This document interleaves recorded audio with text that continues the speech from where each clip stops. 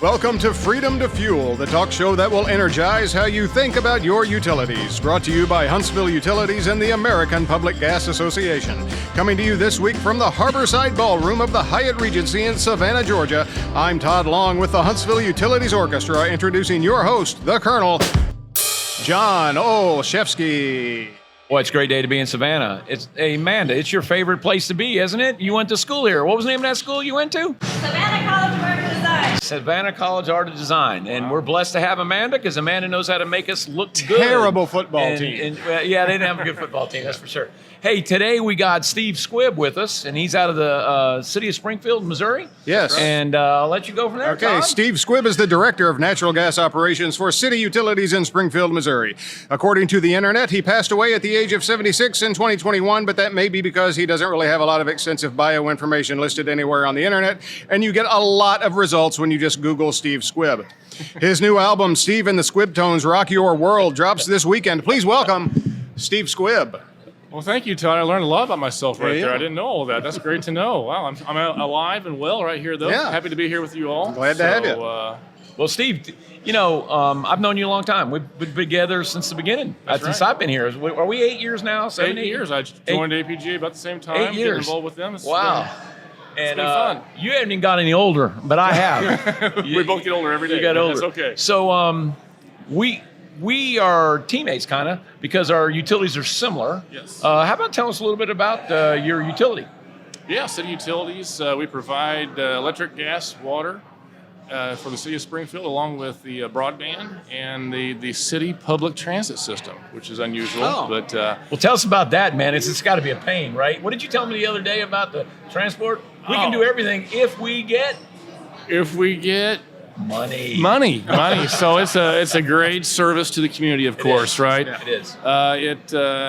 It doesn't make us a lot of money, but that's okay. You know, we provide that service to the community. There's a lot of desire to expand that service, and we're looking at that right now, trying to look at how we can maximize that service. But it takes money, and that's the key. Well, Steve and his outfit is familiar. They've actually visited us. He didn't get to come on that trip. I didn't make that trip. But they got to come down and talk to us because it really is kind of cool when you got multi. You got electric, water, gas, all the above, or any of those, and it's pretty fascinating about it. But Steve, tell us about all your jobs you got on APGA. Oh, well, I'm happy to be involved with APGA, working with the operations committee. What else? You're on RNG with us? RNG with you, the newly formed RNG group, which is very exciting. You know, that's the future, I think, part of the future of natural gas. So, working to help APGA members how to navigate through that and what's that mean, and help those members out, and all the many suppliers that are involved in that space. How can we partner? Because I think it's going to be a win-win. Absolutely. For the natural gas industry. So. Well, the RNG is new. We're starting to talk about it more, Todd. A lot more, yeah. And the issue why we're talking about it is because we're looking at other ways to get natural gas in the system and going off methane, off water pollution control, or off of landfills. And it's important because that is really clean. Yeah. And that's what we're excited about, because most of the people that don't, they look at us wrong, I believe, but it's really clean. So, Steve, I have a theme this year. Yes. My theme is freedom to fuel, and we kind of talked about it earlier. And it's all I'm trying to get at is we're a free country. Yeah. And if you want to use solar, you want to use your water, gas. Solar, gas, electric, windmills, nuclear. You should be able to pick it. And if you're a customer, you can pick nuclear. Probably ain't going to happen, but the other ones you probably can play in a little bit. So what do you think about the freedom to fuel?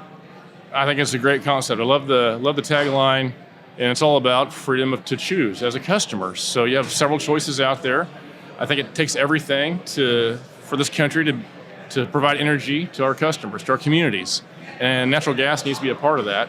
And even renewable natural gas. I think, number one, if renewable natural gas is if the technology is there for it to be safe for our systems, that's number one. I think we're almost there. I'm still learning as I go, but I think it's got to be safe. Number two, if it financially makes sense, we can figure that out. If it financially makes sense for our customers, then it's the right thing to do. I mean, think about that. Using the waste from our customers, whether it's human waste or trash, converting that into methane, send it back to them to heat their homes. That's beautiful. Wow. Now, in where we live in Alabama, it's a very friendly state towards natural gas. I was born and raised in Missouri, on the eastern side of the state, on the Cardinals side of the state. Okay. Just Tell above them the where you Blue went to Hill. college. Southeast Missouri State Okay, University. very good. Yeah. So Missouri's a little different. You've got two major cities in Kansas City and St. Louis. What's the climate like there as far as legislative and public reception of natural gas? I think Missouri is very open to natural gas. It's a predominantly Republican state, so I think they look for ways to use this abundant source of energy we have in this country to the benefit of our communities. I mean, it's very reliable, very affordable. Economic development, bringing in business it's very affordable use of energy. So I think that's generally what we're seeing in Missouri. So, but at the same time, we need to be responsible, and have that freedom to fuel and have all the options on the table. And natural gas is definitely a big player in the energy supply to our country. Well, I mean, it didn't get any better than that. That's pretty much it, yeah.